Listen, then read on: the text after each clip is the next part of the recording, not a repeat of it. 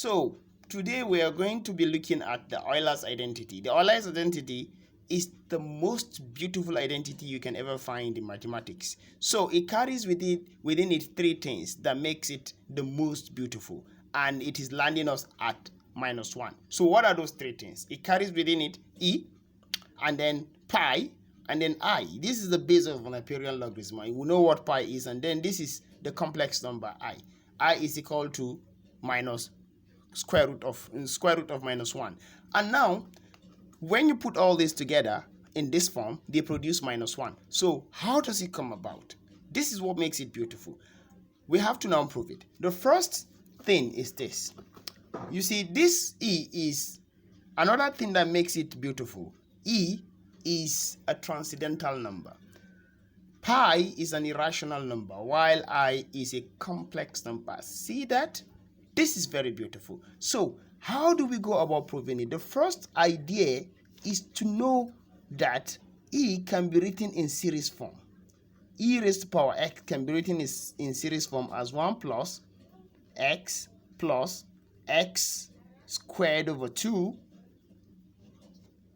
factorial plus x raised to power 3 over 3 factorial plus continuously like this. This is the pattern.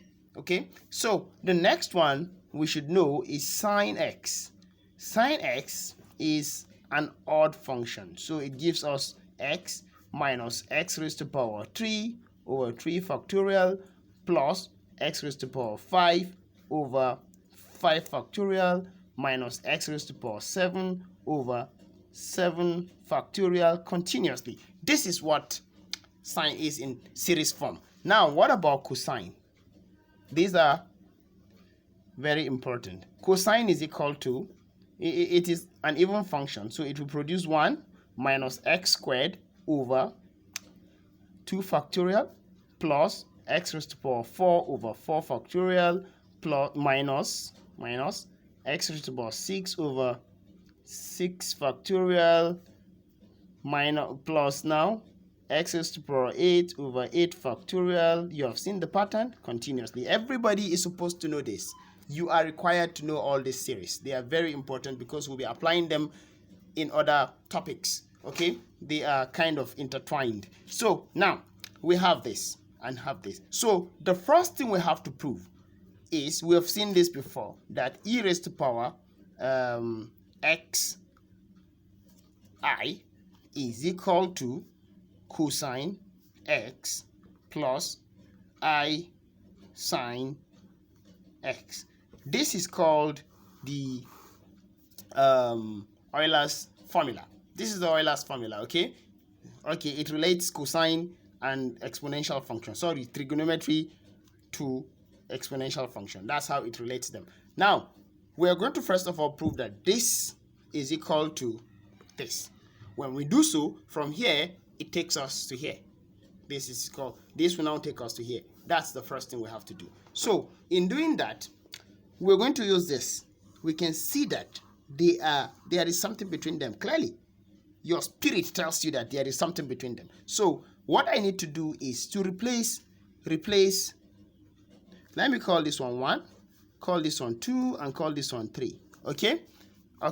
So let me say in 1, replace x by pi by xi. Okay, let me use x by xi. Let me replace x by xi in 1. So let's see what it will produce when we do so. I'll replace x by xi. So when I do so, I'm going to have, therefore, e raised to power xi is going to be, so this is it, going to be 1. If you look at the series for e, so it's going to be 1 plus xi plus xi squared over 2 pi, 2 factorial, plus xi power 3 over 3 factorial, plus xi power 4 over 4 factorial, plus xi power 5 over 5 factorial plus x I over 6 power 6, like this, over 6 factorial plus x I power 7 over 7 factorial. You can see I just want to reach 8 plus xi power 8 over 8 factorial continuously. Let me just stop at 8, but it continues, mind you, it continues. So with this, I can have my e raised to power xi to be equal to, this is 1 plus xi plus, now you can see that if I square I, it becomes minus 1. Everybody knows that. So that means I'm going to have minus here, minus x squared over 2 factorial. No more I here, okay, over 2 factorial. Then here, you see, if I cube minus, the I, it's going to be minus I. Check it very well. The cube of minus I is going to be minus I. So I'm going to have minus x raised to power 3 over 3 factorial I. See that? That's what I'm going to get. Now, if I raise this to power 4, it's going to be minus 1 times minus 1. See that? So that means I'm going to have plus x raised to power 4 over 4 factorial. See that? What about this? If I raise this raised to power 5, I raised to power 5, you're going to produce what? Minus I, obviously, times another minus 1 times another minus 1, then times I, which is going to be just I plus x raised to power 5 over 5 factorial, then I. Check it very well. Check our work very well. Then this is going to be minus 1 times minus 1 times minus 1, which is going to be minus 1. So no more I here. So it's going to be minus, I should move on, minus I minus x raised to power 6 over 6 factorial. See that? Then this produces what in return? This is going to be minus 1 times minus 1 times minus 1, which is then 10 times I is going to be minus x raised to power 7 over 7 factorial I. See that? Then the last one, minus 1 times minus 1 times minus 1 times minus 1 is going to be positive completely. So it's going to be x raised to power 8 over 8 factorial. Please, if you don't understand, let me know in the comments below. Okay, let me know in the comment section. So now that's it. So in this now, we're going to have, therefore, e raised to power xi can now be written. If you look at it, I'm going to rearrange them so that the complexes come together while the reals come together. So I'm going to have 1 minus x squared. You see, this is a real over 2 factorial.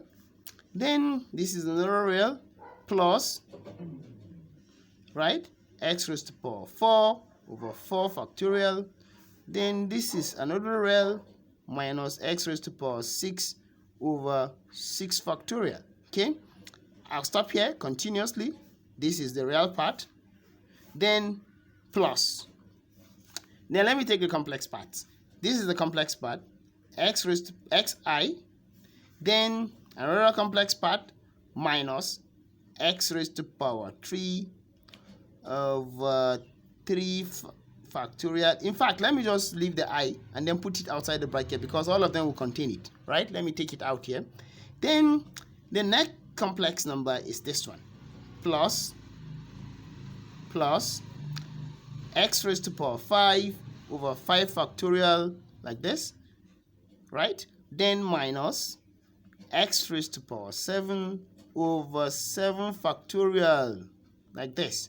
So I'll stop here continuously, dot, 3 dots. Then I have my I outside, right? All of them have the I. See that? Yes, let me take this I out. So what can you see? We can clearly see that this defines the cosine function, and then this is the odd function. this is the odd function, while this is the even function. So now this gives me the cosine, while this gives me the sine. So I'll have e raised to power xi is going to be equal to certainly cosine cos x, and then this one is what? Sine x. So I have cosine x plus I sine x. So we have proven that this is equal to this. So I'll stop here for now. In the next video, we're now going to show how beautifully this can be written to get this. Okay, to get this identity. This identity is called the Euler's identity, while this is called the Euler's formula, right? So e raised to power this. So normally we write it in terms of theta. So I can just replace x by theta to give me e raised to power theta I is equal to cosine theta plus I sine theta, depending on what you want to do, right? So this is the identity that we're going to be dealing with. Okay, so we stop here for now. We move on in the next video to show that e power pi I is equal to -1 in the next video. You can actually do that. Just substitute theta equals to pi, or just put theta. Just put theta is equal to pi, and then you will see that e raised to power pi I will just be equal to -1. Simple. I think we are just done with it, right? That's all. Thank you.